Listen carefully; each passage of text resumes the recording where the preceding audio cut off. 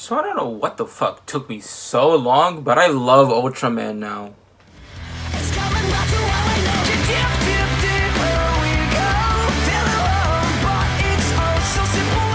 So I'm currently watching like the newest season of Ultraman Sugar right now. It's really good.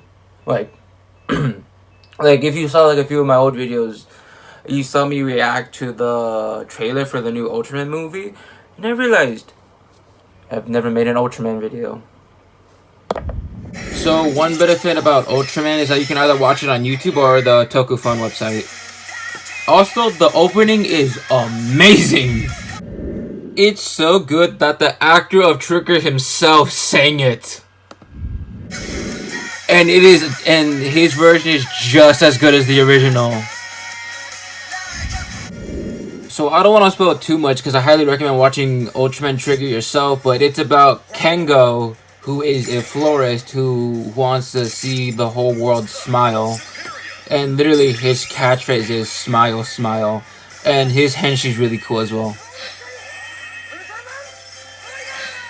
I don't know why, that's just like really cool to me.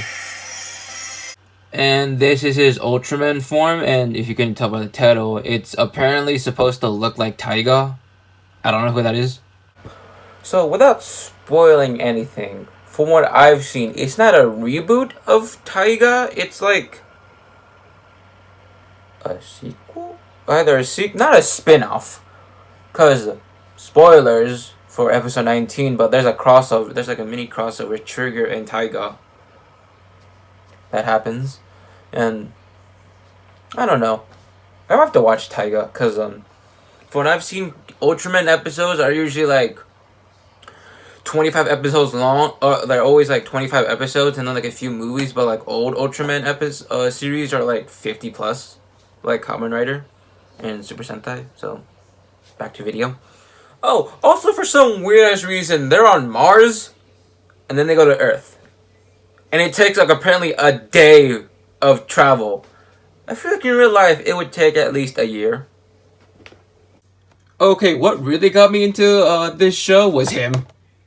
Cause he's an actor from Gokaiger. I forget his character name and his real name because I'm very bad with names, but like in my head canon, it's like this is a sequel to Gokaiger, and this dude somehow was brought back to life and became a treasure, and because like he plays a treasure hunter who's like the last of his race and trying to get revenge on, if I can find this blue dude, tries to get revenge on this dude and like two other people.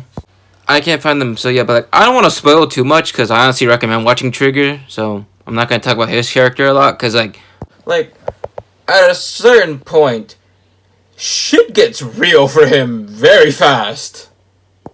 Trigger also has like, not counting his base form, like 3 forms. This is his second form, like his like muscle one.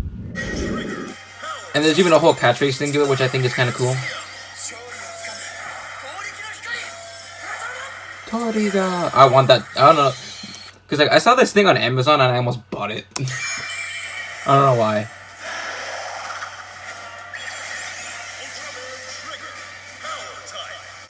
Where he can do that, which is cool. And then a third flying one.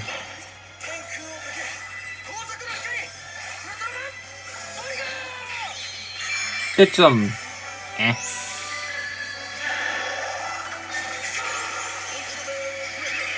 It's like, since he's an Ultraman, he can already fly, but apparently this like increases his speed, which I guess.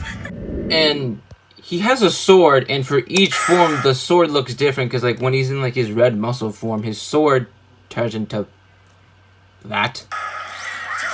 Regular form, his sword is just that. And then for somehow in some fucking way, in his flying form, his sword turns into a bow and arrow.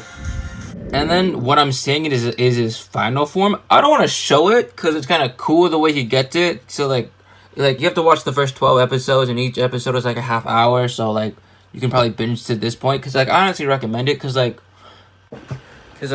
little spoiler, like Tokusatsu always does, it involves time travel.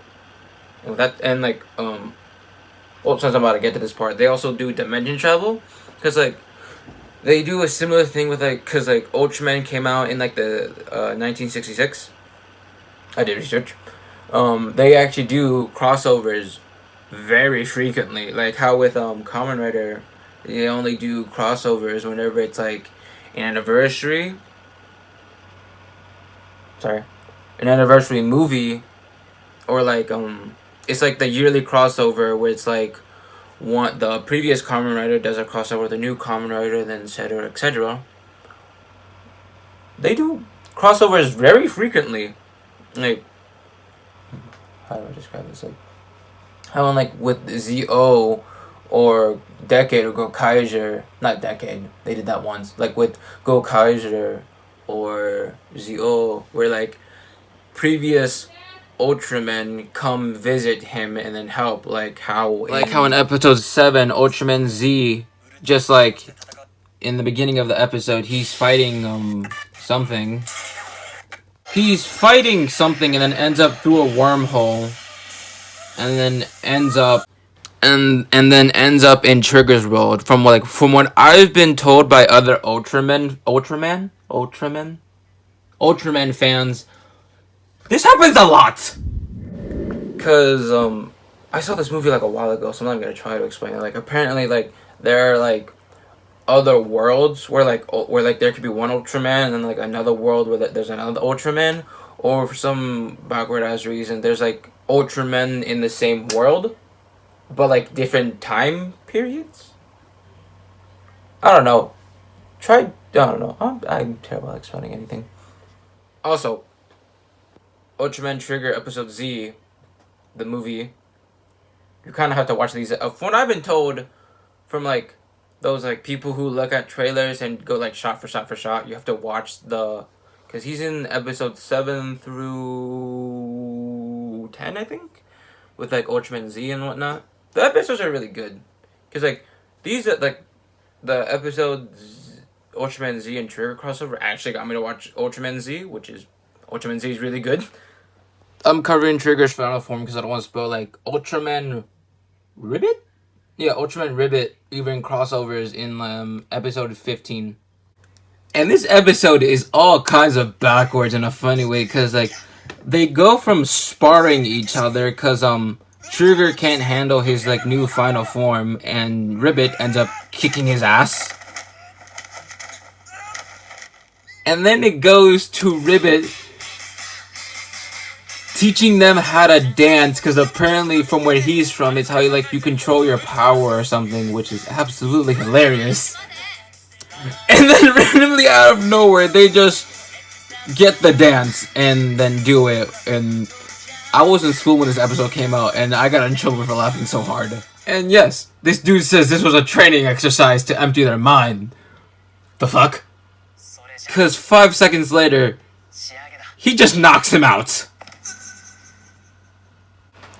I've also heard about Ultraman as a kid because I grew up watching Ben 10, and apparently the people from Cartoon Network making Ben 10 were also Toku fans so much that Way Big is supposed to look like an Ultraman, which I believe.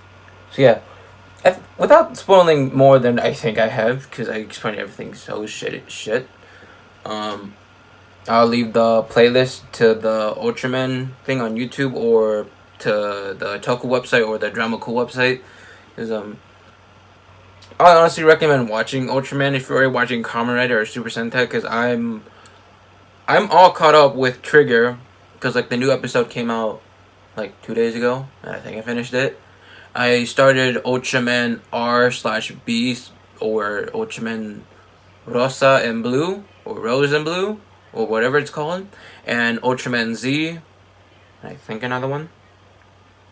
So yeah, because like Ultraman is very good. I don't know, like, because like I always gave it like the shit end of the stick, but then I started like binging a crap ton of Kamen Rider, then a crap ton of Super Sentai. So I was like, I started Ultraman, and Ultraman's really good, and I honestly recommend Ultraman, because like I've seen one movie, because like the voice actor of Light is apparently Ultraman Zero, I think. Yeah. So yeah. Hope you enjoyed this backward ass video, because it's been a while since I made a Tokusatsu video. because I'm making a Kamen Rider build video soon. So yeah, bye. I forgot to mention this. Also, happy holidays and or New Year's whenever I decide to upload this. Bye.